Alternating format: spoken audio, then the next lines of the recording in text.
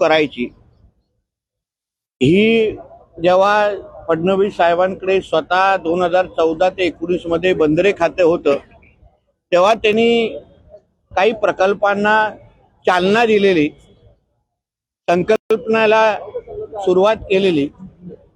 आता त्याच्यातलीच एक संकल्पना म्हणजे मुंबई आणि कोकणाला जल देवेंद्र फडणवीस साहेबांची आहे.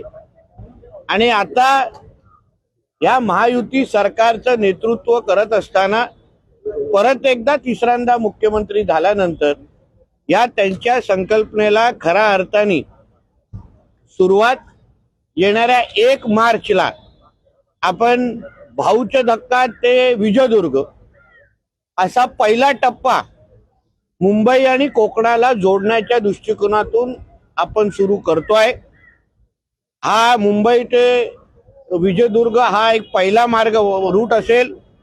येणाऱ्या काळामध्ये मुंबई ते रत्नागिरी असो, मुंबई ते महाड असो, असं असंख्य वेगवेगळे रूट ह्याच्यामध्ये आपण वाढवणार आहोत.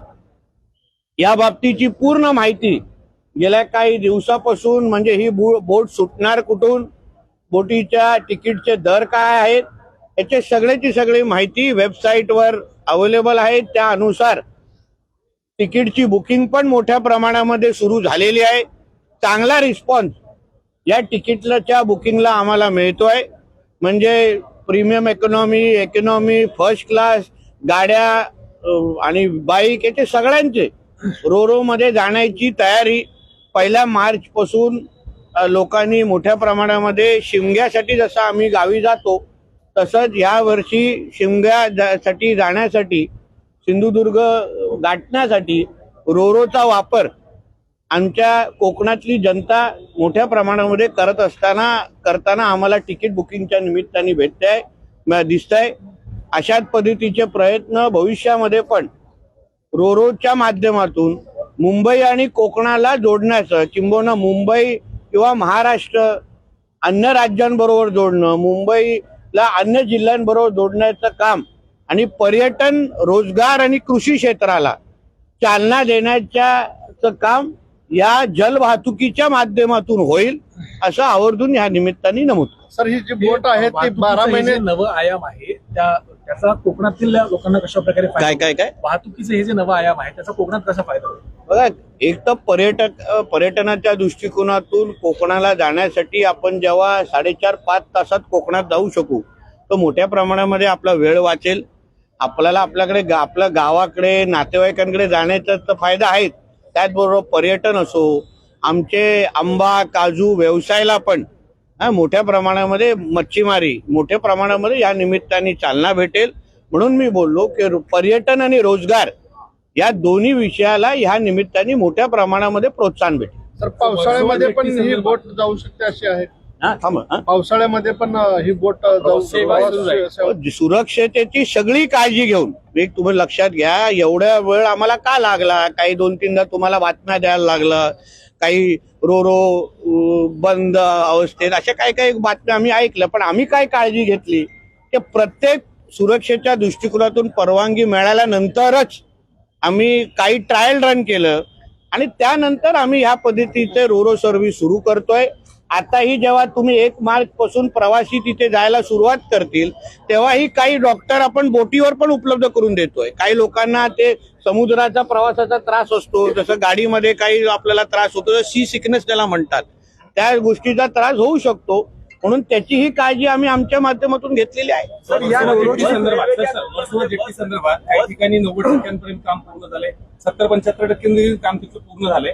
पण त्याला आता काही पर्यावरण प्रेमी विरोध करतायत, झाडं तोडली जात आहेत वगैरे. आज दिवसभरापासून त्याचा विरोध म्हणून वर्सोवा जेट्टीतल्या काही बागेतली झाडं तोडली जात आहेत याचा विरोध. वर्सोवा जेट्टीमध्ये झाड कुठे?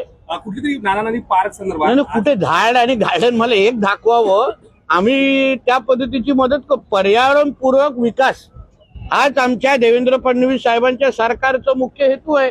म्हणून त्या जेटी भागात जी महाराष्ट्र मेरीटाईम बोर्डची जागा आहे, समुद्रकाठी जागा आहे, तिथे असलेली सगळी दुरावस्था, सगळं घाण, सगळ्याची स्वच्छता करून स्थानिक मच्छीमारांना विश्वासात घेऊन, कारण का तिकडली एक मच्छीमार सोसायटी आहे, त्यांच्याकडे ती जेट्टी चालवायला दिलेली आहे आणि म्हणून प्रवाशांना कमीतला कमी तिकडे त्रास सहन करावा, स्वच्छ भाग तिथे मिळावा, जेणेकरून येणाऱ्या काळामध्ये आपण जेव्हा वर्सोवा ते मडपर्यंत जाऊ तेव्हा आता जे काय होणार आहे, आता तिकडचा जो पंटून होतं, जे काय जेट्टी त्याला पंटून म्हणतात, तिकडे भोकं पडलेली, त्याच्यावर अक्षरशः गोधड्या टाकलेला. आता उद्या तिथे कोण डुबलं असतं, कोण पडलं असतं, अपघात झाला असता तर आमच्या नावाने तुम्ही लोकांनी फटाके फोडले असते, आहे की नाही? की नितेश राणेच्या खात्यावर बघा भोके पडली आहेत, ह्या पडली आहेत, त्या पडले. आता आम्ही काहीतरी चांगलं करायला जातो आणि 30-40 वर्षापासून त्याने काय हातच लावलेलं नाही. मी स्वतः जाऊन व्हिजिट केलं, मग तिकडच्या काही बोटीवर, प्रवासी बोटींवर परवानगी नसताना पण बाईक पण ठेवला गेलेला, त्याही आम्ही बंद केल्या. उद्या सुरक्षेच्या दृष्टिकोनातून आणि लोकांना प्रवासाच्यासाठी चांगले दर्जेदार जेटी आणि सुविधा मिळावी हीच महाराष्ट्र मेरीटाईम बोर्डचा प्रयत्न आहे आणि म्हणून त्या दृष्टिकोनातून आम्ही हे सगळे प्रयत्न करतोय. वर्षानुवर्ष 5 रुपये घेतले जातात लोकांकडून, त्याच्यातला 1 रुपया महाराष्ट्र मेरीटाईम बोर्ड आणि उर्वरित तो फिशरीचं जी संस्था आहे त्यांना. आता 5 रुपये आपण कोणी लोकांनी हल्ली बघितले आहेत का हे जरा मला सांगा. त्याचा कॉईन कसा दिसतो, नोट कसा दिसतो, पण आमच्याकडे 5 रुपये घेतले जातात. म्हणून चांगली सुविधा देऊन, अजून त्याचा चांगला तिकीटचा चार्ज वाढवून, दर्जेदार सुविधा देऊन आमच्या महाराष्ट्र मेरीटाईम बोर्डचं पण उत्पन्न वाढावं या दृष्टिकोनातून आमचा हा प्रयत्न आहे. सर, यालाच घेऊन असं म्हटलं जातं जी सेवा रोरो सेवा आपण सुरू केलेली आहे, मुंबई नाही, मुंबई त्याचे जे दर आहेत ते कुठेतरी जास्त आहेत, म्हणजे रेल्वे आणि एसटी पेक्षा कसे जास्त त्याचे दर जास्त आहेत, त्यामुळे ते दर कमी करावे अशी मागणी आता होते. किती करायला पाहिजे? 10 रुपये, 5 रुपये? हा, आता तुम्ही बोट पाहिली आहे का? कुठलंही पब्लिक ट्रान्सपोर्ट, आता आम्ही जेव्हा लक्झरी गाड्या, आम्ही प्रायव्हेट लक्झरी गाड्या कोकणात पाठवतो तेव्हा 2000, 2500 देतो आपण. उडान स्कीमच्या अंतर्गत जेव्हा चिपी विमानतळ सुरू झालेलं तेव्हा 2,500 ते 4,000 तिकीट होतं. आता पीक जेव्हा गणपती आणि ह्या टायमाला 17,000 पण तिकीट असतं. आमचे लोक घेतात आणि जातात. आणि म्हणून माझं म्हणणं आहे की लोकांच्या भावनांचा आदर करून आम्ही ही बोट सुरुवात करतोय. बघू टप्प्याटप्प्याने जशा सूचना येतील, शेवटी चालवणे आमची जबाबदारी आहे. कारण उद्या प्रश्न विचारणारे उद्या बंद पडल्यानंतर आमच्याच नावाने खडी फोडणार आहेत तुमच्यासारखे, की सुरू केलेला प्रकल्प बंद झाला, असं कसं झालं है ना. मग तेव्हा हे सगळं आठवणार नाही का साहेब तुम्ही फार तिकीट कमी लावलेला, जास्त लावलेलं.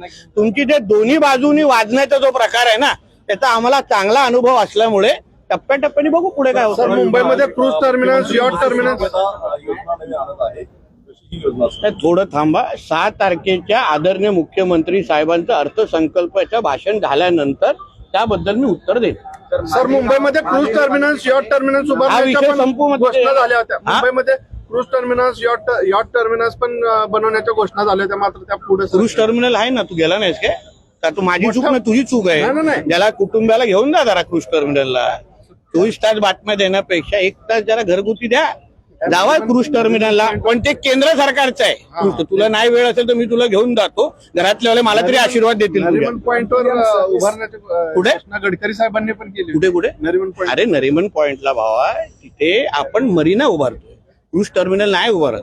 पर्यावरणाची आम्हालाही काळजी आहे. समुद्रामध्ये क्रूज टर्मिनल कसं उभारणार, असं नको करू. एमपीएम सर्विसेस को लेकर के शुरू कर रहे हैं मालेगाव सर.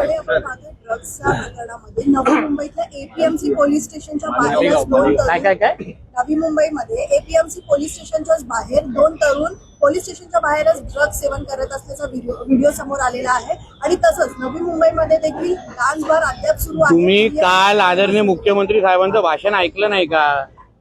त्यांनी ऑन रेकॉर्ड सांगितलेलं आहे राज्य सरकारची ड्रग्ज बद्दलची भूमिका, अंमली पदार्थ बद्दलची भूमिका, डान्स बार संदर्भात भूमिका हे आदरणीय मुख्यमंत्री देवेंद्र फडणवीस साहेबांनी अतिशय स्पष्ट फ्लोर ऑफ द हाऊस वर बोलल्यानंतर आम्ही त्याच भूमिकेचे सगळे आहोत. वेगळा काय बोलणार? मालेगावमध्ये नमाज पठणाचा व्हिडिओ समोर आलेला आहे. आधी टिपू सुलतानचा फोटो लावणार म्हणाले. मुळामध्ये निवडणुकीच्या अगोदर हे अशा पार्ट्या किंवा असे हे जे लोक आहेत ना, जय मीम जय भीम बोलतात, बरोबर. आणि निवडणुकीच्या नंतर फक्त जय मीमच राहतं. आमच्या डॉक्टर बाबासाहेब आंबेडकरांना विसरतात. आमच्या संविधानाला कुठल्या संविधानाच्या कुठल्या पानावर नगरपालिकेमध्ये, महापालिकेमध्ये नमाज पठण परवानगी आहे. हे डॉक्टर बाबासाहेब आंबेडकरांच्या लिहिलेल्या संविधानामध्ये कुठे परवानगी आहे ह्याचे जरा कागद दाखवा होते मला. तुम्ही तिथे विकास करण्यासाठी निवडून गेलेला आहेत की धर्म वाढवण्यासाठी निवडून गेलेला आहात? हे जिहाद नाही का?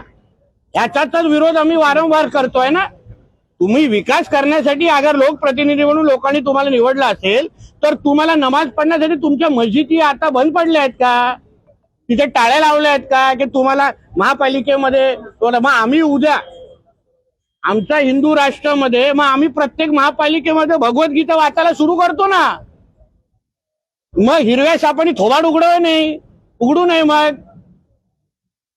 मग तुम्ही केलं तर चालतं आणि आम्ही केल्यावर मग देखो ये हिंदू मुसलमान कर रे.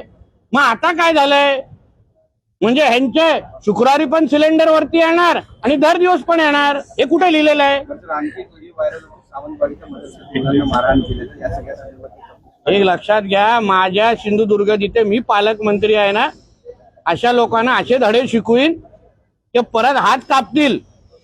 उदाहरण देईन मी माझ्या इकडे. तुम्ही थांबा जरा, फक्त व्हिडिओ आलाय ना, मग त्या मुल्ला मौलवीचं काय पुढे होतं तुम्ही जरा बघा.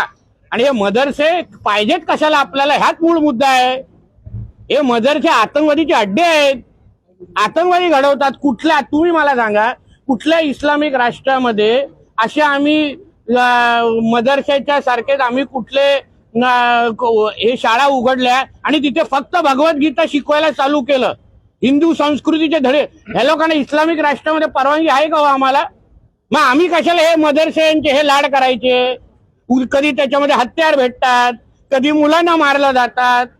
आमच्या हिंदू राष्ट्र तुम्हाला कुराण शिकवायचं ना, आहेत ना तुमच्या मस्जिदी, मदरशा कशाला पाहिजे तुम्हाला? माझी तर स्पष्ट भूमी आहे, त्याबद्दल मी मुख्यमंत्री साहेबांशी बोलणार आहे. महाराष्ट्रातले सगळे मदरसे बंद करून टाका. हे आतंकवादीचे अड्डे आहेत, आतंकवादी घडवतात त्याच्यात. आणि आमच्या इथे बसून तुम्हाला अशा वेगळ्या पद्धतीचे अड्डे चालवण्याची गरज काय? कुराण तुम्ही मस्जिदीमध्ये शिकवा ना. म्हणून त्यांना जो काय धडा शिकवायचा आहे ना, त्या मुलं ज्यांनी लहान मुलांना हात लावलाय, बघा पुढे हात थरा कसे कापतात. सध्या अनेक जिल्ह्यांमध्ये पोलीस भरती सुरू आहे आणि मैदानी चाचणी सुरू असताना अनेक उमेदवार बाद झालेले आहेत. कारण प्रशासनाने यावेळी उंचीचं कारण दाखवून हे उमेदवार बाद झालेले आहेत. त्यामुळे अनेक तुम्ही मला विचारून प्रश्न विचारता की काय? त्याला विचारा.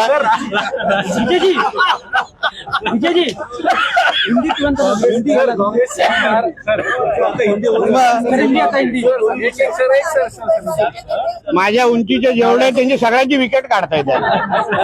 काँग्रेसचे आमदार पोलीसमध्ये जात नाही. काँग्रेसचे आमदार साजिद पठाण आहेत. अहो ताई, तुम्हाला विचारायचे आहे तर मी संबंधित खात्याच्या मंत्र्यांना इथे पाठवतो. अधिवेशन सुरू आहे, त्यांना चालता चालता गाठा, इथे बोलवा आणि उत्तर द्यायला सांगा. हे चांगलं सक्षम आहे दोन्ही आपले राज्य, कारण का हे खाता आदरणीय मुख्यमंत्री साहेबांकडे आहे. दोन्ही आमचे राज्यमंत्री सक्षम आहे, बोलवा आणि उत्तर देतील. इकडे मराठी खतम करता वरना इनकावर हमारा काँग्रेसचे आमदार आहेत सज्जाद पठाण. त्यांना बिश्नोई गँग कडून धमकी आली, 10 कोटी द्या नाही तुमचा पण बाबा सिद्दीकी करू. आता हे मला माहित नाही, संबंधित आता त्याची माहिती घेऊन बोलू शकतो.